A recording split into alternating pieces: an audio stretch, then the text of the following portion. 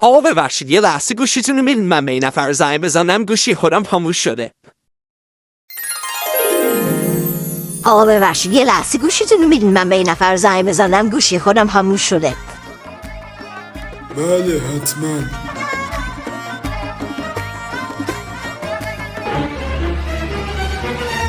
زود باش خدا وردیت روشن کن بریم.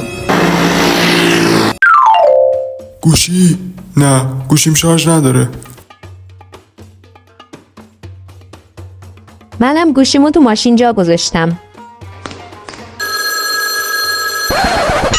ای وای ببخشید، مثل اینکه اینجا نذاشتم، اینجاست.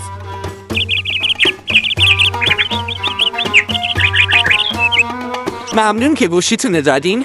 خواهش میکنم ببخشید که اولش بهتون اعتماد نکردم. قبل از شما سراغ چند نفر دیگه رفتم، همشون هم یا میگفتن گوشیم شارژ نداره یا میگفتن خاموشه یا یه بهونه‌ای میآوردن گوشیشون نرن. قدیم اعتماد کردن از صف نبود. کاش الانم همینجوری بود.